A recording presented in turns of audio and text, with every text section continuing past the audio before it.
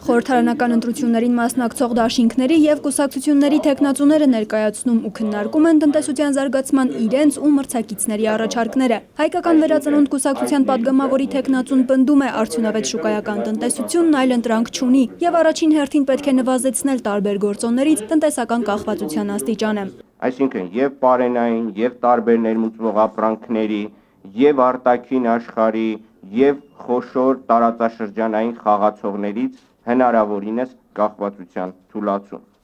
որի համար առաջարկում ենք ներմուծման առավելագույն կրճատման և տեղական արտադրության փոխարինման ռազմավարության մշակում։ Ծանր արդյունաբերության ոլորտն առանձնացրեց ելք դաշինքի падգամավորի թեկնածուն հումք արտահանող երկրից ապրանք արտահանող երկիր դառնալու հեռանկարով, խոսեց կարճ ժամանակում Կապանից Իրան երկաթգիծ կառուցելու և դրանով պատրաստի արտադրանքն արտահանելու մասին։ Սյունիքի մարզում ստեղծվի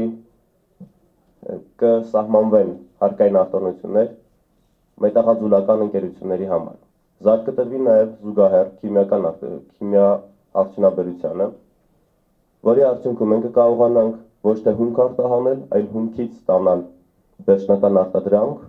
և արտահանել արդեն դա։ Կոմունիստական կուսակցության падգամավորի թեկնածուն հիշեցրեց խորհրդային Հայաստանի արդյունաբերության հզորությունը կոմունիստները համոզված են պետք է վերականգնել այն ու բացի այդ ստեղծել առևտրի նախարարություն։ Նախ եւ բյուջեի մուտքերը կավելանան եւ խոշոր արդյունաբերության ձեռնարկություններում տասնյակ հազար մարդիկ են աշխատում։ Դա կապահովի նաև աշխատատեղերի ավելացումը։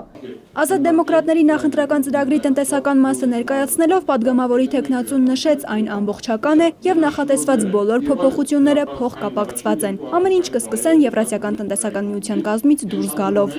Դրանից հետո, երբ որ մենք դուրս ենք գալիս ԵԱՏՄ-ից, մեր ինքնիշխանությունը վերականգնում ենք, ստեղծում ենք իրավաքաղաքական հիմքեր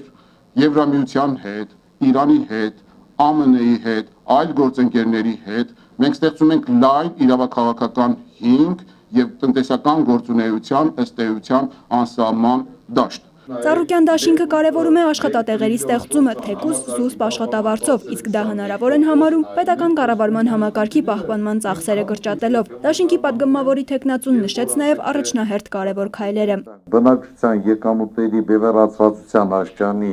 աշճանական մեղում, որտեղ այս պահին հանրապետությունում դա բավականաչափ բարձր է, տնտեսական գործունեության խթանում, համակողմանիորեն, անկախ են հանգամանքից մենք անվանում ենք փոքր և միջին կամ ընդհանրապես խոշոր ձեռնարկատիրություն։